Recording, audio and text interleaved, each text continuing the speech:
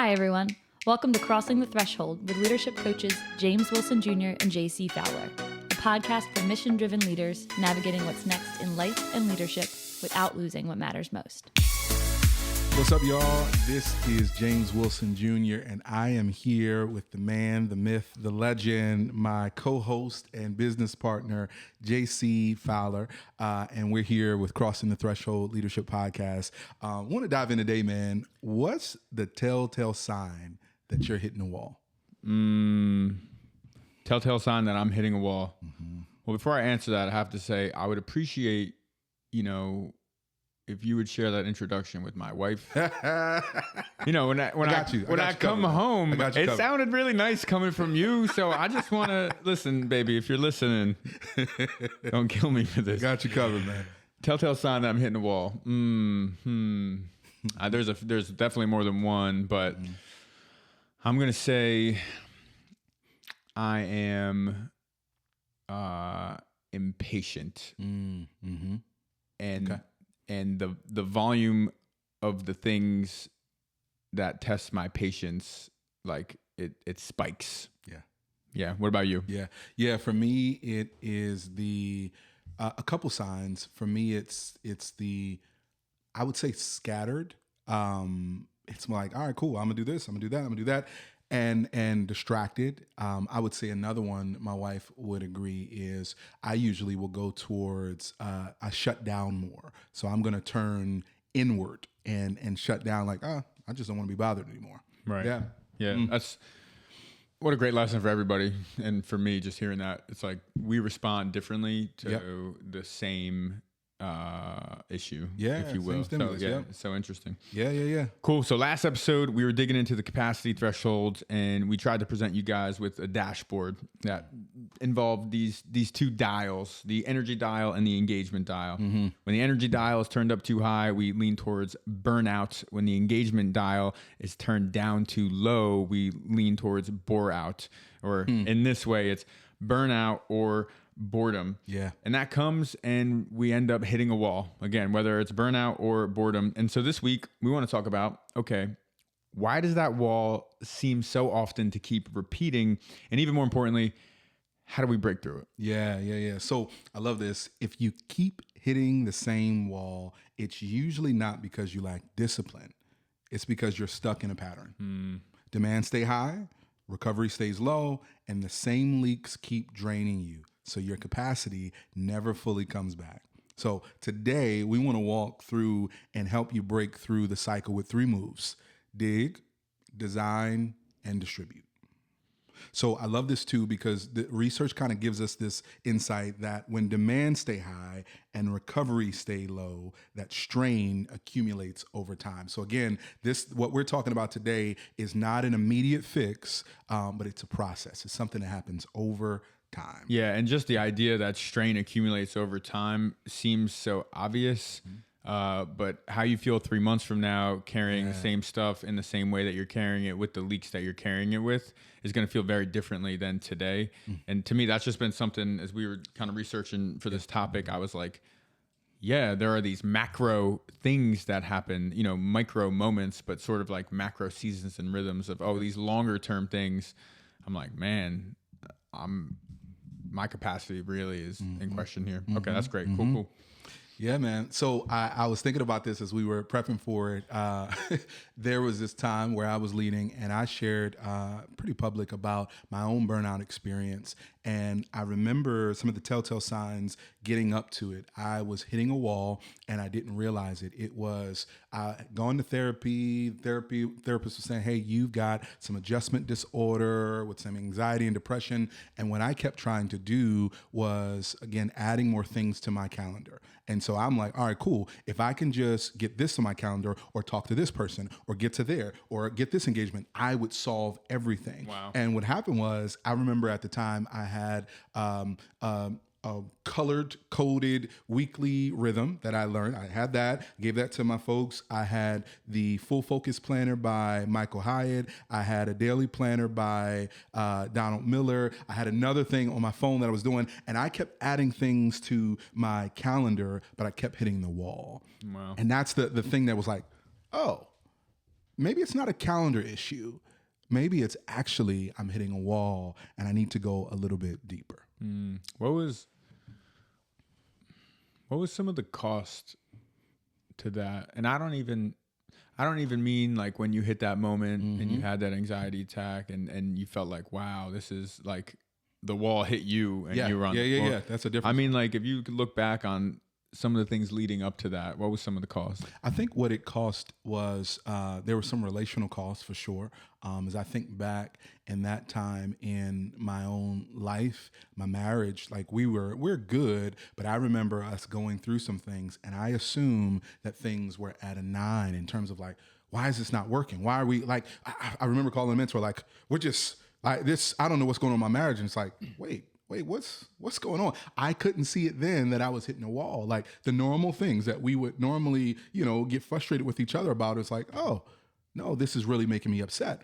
And it wasn't that. And then the other thing that it caused was I just was more passive in my parenting. That's a big deal for me. Like I want to be an engaged dad. And then the other thing I noticed was at work, I really, man, I remember this. At work, I would show up, I'd smile, I'd do bare minimum, I keep moving. And so here's a challenge where I know that my work, actually I can do good work. Yeah. And so I know that, hey, I can just pull this lever, I'll just do this thing and move on. But the cost was I wasn't fully engaged. So I'm putting work in, but not being fully engaged. Does that make sense? Yeah. No, for sure. It'd be interesting to almost talk to your wife. Oh, yeah. And see. I was listening to Craig Rochelle, again, just a leader that we have a ton of respect for. And he said for him, it's hard for him to say when he's kind of approaching that space. And he said, if he says, if someone says, hey, how you doing? And he says, not great. Yep. That's like a 5-alarm fire of, whoa, if you say not great. And so just, we need those people in our space. No, that's so good, man. And I because not to dive into a rabbit hole, but I listened to that same podcast and I resonated with it. And so I remember telling my wife when I got to the spot and she said, well, how did you know? It's like, when I say I'm not okay, right. I'm not just like, oh, I stubbed my toe. Oh, man, it's a bad day. No, like when I'm telling you or telling my circle or telling I'm not okay, it means that it's an emergency. It's something, and it's hard for me to get to that place. So yeah, man, I don't know where we're going in this episode, but it feels like we're dancing on something. No, I love it. But go for it, man. Yeah, let's go back to that wall idea because I think that's an image that'll be helpful for people. So we're calling it a wall because it's a repeating point. It's something that we keep coming up against. And that can be unknowingly or even knowingly. Yeah. Just, man, I keep hitting this wall or I'm not sure what's going on. I think the example of kind of like, man, we're getting in these arguments that used to be, little like, oh, we'll figure that out. And they're these bigger things, different walls in different areas. Yep. And here's the hard part is you can push through once, you can push through twice, but if it keeps repeating, it's not a motivation problem. It's not an effort problem. Yeah. It's a design problem. Yeah. Which in our line of work, we say, good news. Good news. Why is that good news? Because it isn't just, well, you need to be more motivated. Good news. Well, you need to try harder. It's a design problem. And here's the deal. Design problems have solutions. Yeah, you can fix it. You can move forward. So let's get into it, man. So we laid out some of the framework of dig, design, and distribute. And so let me start with dig. This one is so big because often leaders assume that in order to get forward or move forward, it's about elevation, but it's actually about excavation. It's actually about digging, right? And this, dude, I've worked with enough leaders and I've worked myself enough to understand that this is one of the biggest issues. We don't like digging because one, we're afraid of what we're going to find, right? Like I don't want to dig because I got to look in the mirror. Hey, I buried some stuff down there a couple of years ago and I'd like to keep it buried. That's so real. So when we think about the leader that needs to dig is not therapy, right?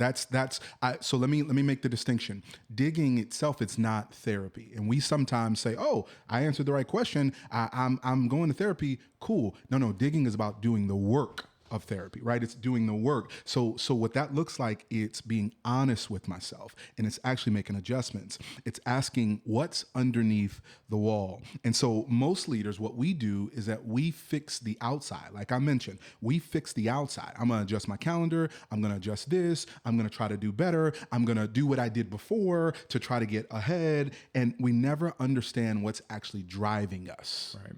What are the scripts that I've been running in my head? What are the things I've been avoiding? What's the resentment I've been carrying? What's the grief that I haven't processed? That's why the wall keeps repeating, because we keep building it with the same stuff and we haven't addressed, hey, there's something underneath. There's bodies underneath, and we need to address that. So I think there's 3 questions that we need to ask as we think about digging. And I love these questions. Number 1 is, what am I avoiding? What am I avoiding? That was a question that's so, because you don't, as a leader, you don't often think that you're avoiding. You're the one, hey, I'm the first one in the danger. I'm the first one leading the charge. I'm the one that's going to step into the vacuum and lead this thing. I'm not avoiding anything. But when you peel back the layers, what's that conversation that you've been avoiding? What's the hard conversation that you've been avoiding? What's the truth that you're not willing to tell? And I think avoiding shows up oftentimes as distraction. And so, because, sometimes I don't know I'm avoiding it, but it's like, hey, why are you, like, you smoked a cigar every day this week. Like, that's not, you don't do, or you spend an hour at the bar every afternoon. What's going on here? Or man, you've been holed up on your phone or scrolling. This is your 12th Netflix episode, dog. Like what's going on here? Right. What's going on? Okay. What are you avoiding? That's great. Avoiding? Okay. What's the conversation you're avoiding? What's the decision you're avoiding? This is so big. What's the decision I'm stalled on? What's the boundary I'm avoiding? Yeah. Sometimes I don't know that I'm enforcing boundaries on someone that they don't even know is a boundary of mine. Right. So we have to understand, what am I avoiding? Second question would be, what emotion is riding shotgun? I like this one. This one's funny because sometimes it's not riding shotgun. Sometimes it's in the front seat. Sometimes it feels like it's in the driver's seat. This one is hard because underneath some of those emotions, it's not just me being annoyed, but it might be fear under it. It may be some grief under it that I haven't. I'm not a therapist, but sometimes our present circumstances are really cues of some things that happened in the past that we haven't grieved yet. Right. So grieving, what haven't I grieved? What's the resentment I've been carrying? What's the pressure I've been allowing to drive my decision? What is it? Here's another one we don't like to talk about as leaders. What am I angry at right now? Right. Like, what am I truly angry at? Not the person, not this, not the system. What am I really angry at? Right. Yeah, I heard John Acuff say, you can't let your emotions drive the car, but you also can't lock them in the trunk. Come on. Yeah. It's like, okay, we need to get in there. That's so good. They're great indicators, but they're terrible decision makers. We need them. We need them. The other question I would ask, you've got, what am I avoiding? What emotion is riding shotgun, and what script is running? Speaking of John Acuff, he says something that's so powerful. We wrote a book on soundtracks, right? And so this idea of what are the things that we constantly are having in our mind? What are the soundtracks we're constantly listening to? If I don't, then this. If I have to, or I can't, or I should, and this should happen, and that should happen. And I think it's a book, Managing Leadership Anxiety. And he says, you've got to stop shoulding yourself. Yeah, I love that. And it's so powerful because we've got these soundtracks in our head as leaders oftentimes. And so we just got to address that. We've got to begin to dig, because what I love about it is that when you do excavation work, the deeper you dig, now the wider you can go. Yeah. So. Wow, that's good. The scripts really resonate, and I'm just wondering, maybe we could pull out a couple. I'm thinking some of the leaders I've been working with lately. One of the scripts is, and this will get to the kind of distribute place, is no one can do this as well as I can, so I have to do it. Yep. I'm like, well, the company has doubled. Yeah. So what's going to happen to you? Yeah. Another leader we've been working with is just the shame spiral of like, I'm not organized. I'm not good at this. I'm not cut out to be a leader. Yeah. In the face of revenue growth, even some team cohesion, like team loves her. Yeah. But when balls are dropped or she's faced with either conflict or just like a deficit, which isn't a bad thing. We all have them. It just is. It's like, oh, I'm terrible at this. What about you? What Yeah, no, I think that's it. It's that especially when you're talking about founders, it's that, man, I built this. And so nobody else cares about it as much as I do. And that might be true. Right. But the reality is there are some people who want to be a part of what you're doing. And so the script is, well, nobody else cares about it, so I've got to do it. Or nobody else cares about it, they must not like it the way I do. Or they must not want to be in, something is wrong with them. Right. What I've noticed. So mine is just thinking, if I slow down, then I'm weak. Mm-hmm. Not even like I failed. Yeah. For me, it's that weak. That's different. Yeah. That's interesting. Yeah. Yeah, and that's so wild, man, because failure is an event, right? But weakness almost speaks to character. It speaks to internal. It speaks to me as a person. Something wrong with me. Yeah. I don't feel guilt. I feel shame. Right. Mm-hmm. That's good. Yeah, I thought this was an important idea. Some of the research we pulled out is that mental detachment matters, like true mental detachment. If your mind keeps looping, you're not resting. You don't actually get a reset. Yep. And so sometimes you're like, I was home. You're like, yeah, but you were distracted. You were on the phone, you were an email, and you never really got out of it. And so there's a song, and I won't sing it. It's something like your mind is here with me, but your body's on the other side of town, right? Or your body's here with me, but your mind is on the other side of town. That's just so real, man. Yeah. All right, so we got dig. I love that. We don't need just elevation, we need excavation. Now we're into design. So when we talk about design, we're talking about structure and purpose. You can think about design as like building a trellis. Imagine a trellis is something that like a vine or a plant can grow on.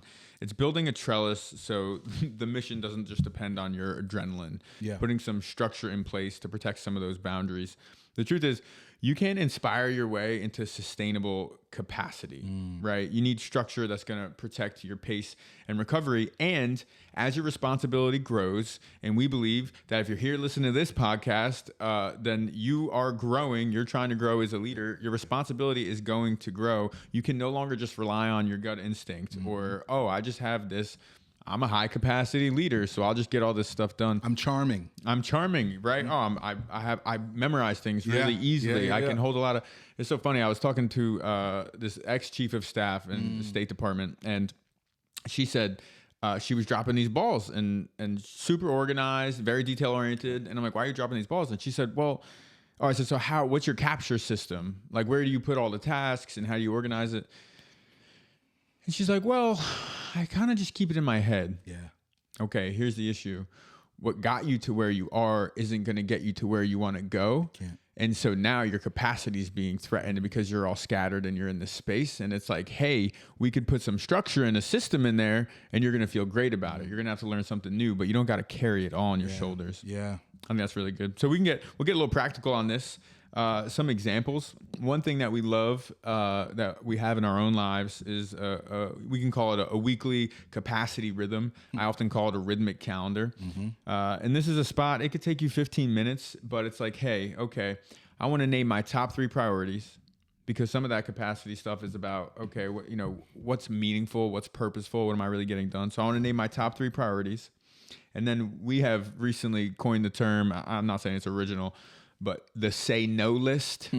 It's like, what will I not do? Yeah. What is going to get dropped? What's going to get delayed? Let's talk about it. I think the say no list, as our leadership and influence and business and relationships grow, is arguably just as important as the say yes list. Yeah.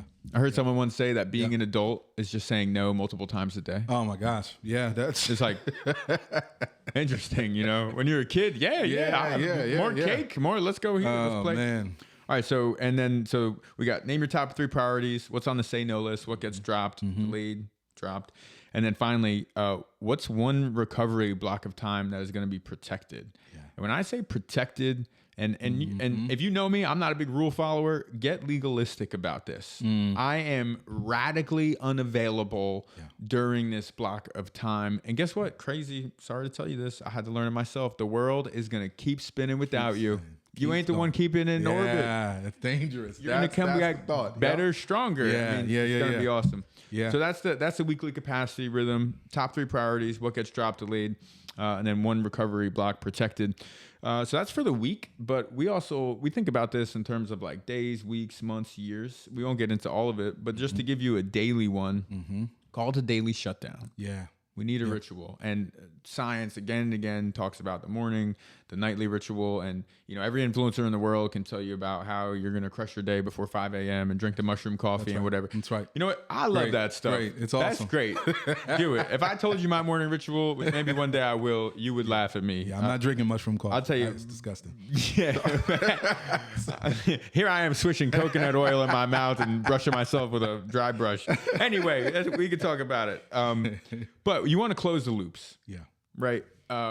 This is kind of part of what I was saying with that chief of staff is like, we think we can hold stuff in our head, but psychologically, when we have these unclosed loops, it drains our energy. It's like these leaks that we were talking about. Yeah. So it's like, oh man, so we want to close the loops. So it's like, all right, what am I going to do tomorrow? What's my first move tomorrow? What's going to get me started? I just can't carry this in my head. And if you have stuff in your head, close the loop, write it down on a list, put it in your note in your phone, whatever your system is. If you don't have a system, get a system. Yeah. And get it out of your head. That's the daily shutdown. I think one thing I want to add to that, man, is this is, we often in our culture talk about so much self-care. Yes. And this one is hard for me, but when I frame it correctly, it's like, oh, this makes sense. This is actually a form of self-care. This is actually what I'm doing is I'm caring for my future self. I'm actually saying, I want to be able to get here and I want to be able to do this. So I need the trellis in order to do it. I love that trellis example because I love to garden. And one of the things I love to do is I love to see tomatoes and cucumbers. We love them as a family.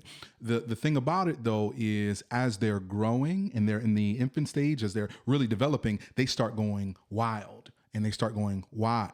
But you have to actually put a trellis there to train it so that you can actually allow it to live and do better and for its future, right? So the trellis is not there for the present self as much as it's there for the future self. It's there to say, hey, there are going to be some things that are going to come up. There's going to be some wind. There's going to be some rain. There's going to be some animals, some birds. We've got that. There's going to be some birds that are going to try to throw you off, but you've got to actually have this trellis there for your future self. And so as you were thinking about the chief of staff, that made me think of it. It's sometimes this one is a hard one to adopt because we want to be creative, because we want to, shoot from the hip, because we're like, oh, I don't want to lose the magnetism or the charm or my spontaneity. And the reality is this one is so hard. This is one that you and I often probably wrestle with the most internally because it's like, well, I'm not a trellis guy. I know the value of it and the importance of it. Right. But I also, as I think about my future self, it's like, okay, this is why we do it. So if you needed to know why, that's why. That's so good. No, I'm also thinking like, we don't want our emotions to drive the car. We can't lock them in the trunk. And if they're riding shotgun and, they're, whatever, back wheel, what's that called? Back wheel driving? Yeah. Backseat driving. Backseat driving. Yeah. What am I talking about? If your emotions are backseat driving, you're probably not going to make, depending on what emotions are there, you may not make the decisions that you really want to make. That's good. And so some of this trellis. That's good, man. That's all right, good. Bring us into distribute. Well, let's bring it home, man. It's so this idea we talked about dig, excavation. You've got this design of the structure, and then the distribute is community. Oftentimes when we hit a wall, our assumption is that, okay, cool, I hit the wall, so I got to figure it out. I hit the wall, so I got to figure it out because I've always been used to just doing it on my own. And so we talked about self-care, but what's so interesting is that you can't out self-care a workload that was meant to actually be shared, right? So there are some things that we keep trying to do the same stuff. But I get massages every month. Yeah, they're great. Go take a bubble bath and a massage. Like those are great.